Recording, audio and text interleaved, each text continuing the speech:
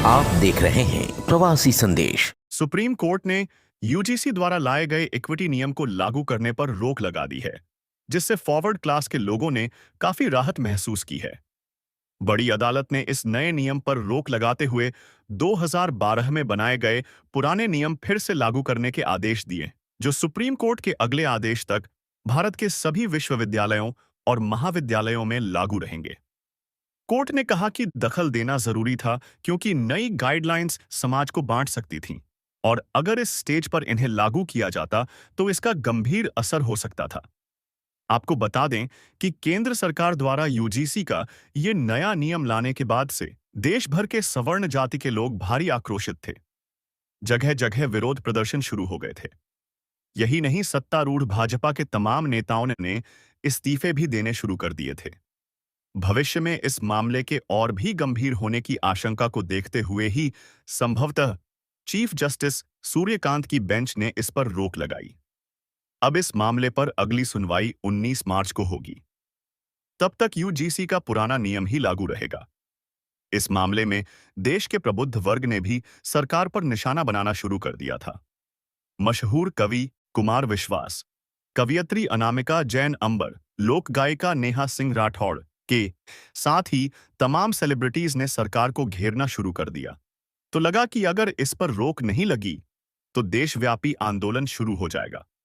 इस मुद्दे का विरोध कर रहे सवर्ण समाज के लोगों का आरोप था कि पीएम नरेंद्र मोदी पिछड़े वर्ग का वोट हासिल करने के लिए यह काला कानून लाए हैं, लेकिन उनके मंसूबे को पूरा नहीं होने दिया जाएगा। समाज की भावना का ध्यान रखते हुए बड़े क्षत्रिय नेता, पूर्व सांसद बृजभूषण शरण सिंह और ब्राह्मण नेता पूर्व गवर्नर कलराज मिश्रा ने भी इस कानून का पुरजोर तरीके से विरोध किया। इसके बाद सवर्ण समाज को काफी हिम्मत मिली। आइए सुनते हैं बृजभूषण शरण सिंह और कलराज मिश्रा को, उन्होंने इस मुद्दे पर क्या कहा।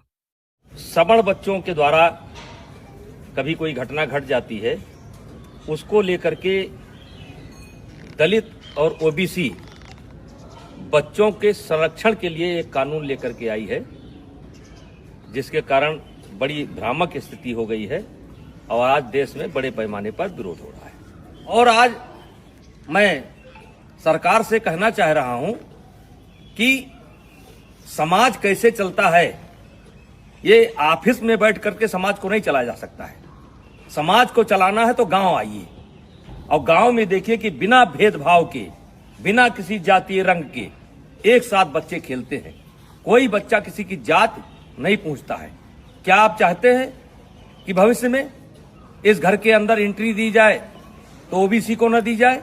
क्या आप चाहते हैं इस घर में एंट्री दी जाए तो दलित को न दी जाए? क्या आप चाहते हैं ऐसा आप माहौल खड़ा कर रहे हैं? तो आपसे हाथ जोड़ करके विनती है, इस मामले को वापस लीजिए। और मैं अपील करना चाहता हूं, सवर्ण समाज से अपील करना चाहता हूं कि इसमें संपर्क करिए ओबीसी के लोगों से। ओबीसी समाज के जो समझदार लोग हैं उनसे संपर्क करने की जरूरत है। जो दलित समाज के समझदार बच्चे हैं उनसे संपर्क करने की जरूरत है और उनसे इसका विरोध कराना है। क्योंकि गांव में हम एक साथ रहते हैं, गांव में कोई शादी होता है, ब्याह होता है, हर आदमी का कोई ना कोई हक है, कोई ना कोई नेग है, हर तरीके से भागीदारी होती है। इसमें कानून की कोई जरूरत नहीं है। हाँ, कोई बच्चा गलती करता है जो क्षमा करने योग्य नहीं है तो उसको आप सजा दीजिए। यदा कदा घटनाएं घट जाती हैं, सजा दीजिए, उसमें कोई विरोध नहीं है। लेकिन ये जो कानून है ये समाज में टकराव पैदा करेगा और इसीलिए आज कई दिन से मेरे ऊपर दबाव पड़ रहा था, बोलो बोलो बोलो। हमने कहा हम गांव में जाकर के बोलेंगे। ये बच्चों को मैंने जानबूझ करके इकट्ठा नहीं किया है। इसमें हर जात समाज के बच्चे हैं और एक रोज की बात नहीं, रोज खेलते हैं। और ऐसा केवल यही नहीं है, हर गांव में है। हर गांव में कोई क्रिकेट खेल रहा है, कोई कबड्डी खेल रहा है, कोई खो खो खेल रहा है, एक साथ पढ़ते हैं। वैसे भी इसके पहले आपने कानून बनाए, दलितों के ऊपर अत्याचार ना हो इसके लिए कानून बनाए। क्या दलितों के ऊपर अत्याचार रुक गया? महिलाओं के साथ अत्याचार ना हो उसके लिए कानून बनाए आप, क्या वो रुक गया? दहेज के नाम पर कानून बनाए आप, क्या वो रुक गया?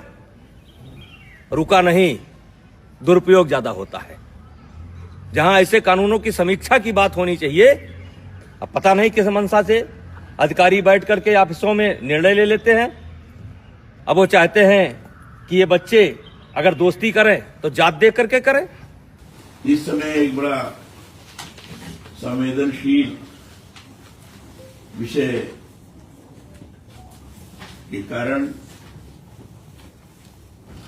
लोगों के अंदर आक्रोश भी बढ़ा है। यूनिवर्सिटी ग्रांट कमीशन की तरफ से गाइडलाइन जो दी गई है जनवरी के महीने में, equity of promotion in university and in higher education institutions regulations 2026 इस हिसाब से आया है। इसी कारण बड़ा आक्रोश है, और आक्रोश इस कारण है कि 2012 में जो इस संबंध में गाइडलाइन दी गई थी, सुप्रीम कोर्ट के आधार पर कहा गया था कि उसकी समीक्षा करने के पश्चात फिर से गाइडलाइन आनी चाहिए। तो उस समय जो गाइडलाइन थी विश्वविद्यालयों में, महाविद्यालयों में जो भेदभाव की स्थिति थी,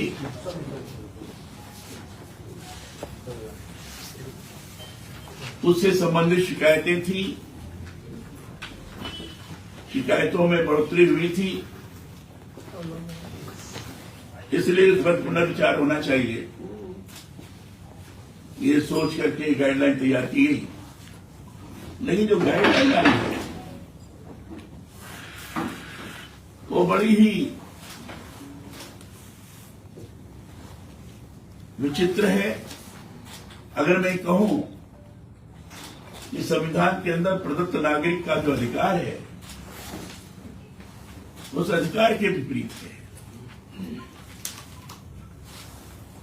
जो सामान्य नागरिक का अधिकार उसको बाधित करने वाला यह विषय है। जातिगत भेदभाव SC/ST के बारे में था, क्योंकि SC/ST का एक संवैधानिक आधार पर अलग एक ऐतिहासिक स्थिति है, लेकिन इसके साथ साथ OBC को जोड़ा गया। OBC को जोड़ने के पश्चात मैं नहीं कह रहा हूं कि भेदभाव हो तो उसके विरुद्ध कार्रवाई ना होना ही चाहिए, लेकिन उसके जोड़ने के बाद फिर बाकी को लगता है कि बाकी के लोगों को क्यों नहीं, बाकी के लोगों के साथ जो भेदभाव हो रहा है उसको क्यों नहीं उसमें शामिल किया जाए। अरे जातिगत भेदभाव के आधार पर एक आक्रोश की स्थिति बड़ी तेजी से पैदा होती है। एक तरह से इसमें यह कहा गया कि अगर SC/ST का चल रहा था उसके बारे में तो लोगों ने अपना मानस प्रारंभ से ही, क्योंकि आरक्षित स्वरूप था उनका पहले से ही, लेकिन अगर OBC को किया गया तो एक तरह से टारगेट हो गया आपका सवर्ण, एक वर्ग हो गया, तो उसके साथ अगर भेदभाव हो तो उसको क्यों नहीं जोड़ा जाए। इसी बात को लेकर काफी आक्रोश लोगों के अंदर पैदा हुआ है, और एक तरह से संविधान के मौलिक अधिकार का हनन है। प्रवासी संदेश को लाइक करें, शेयर करें, कमेंट करें, सब्सक्राइब करें और बेल आइकन जरूर दबाएं।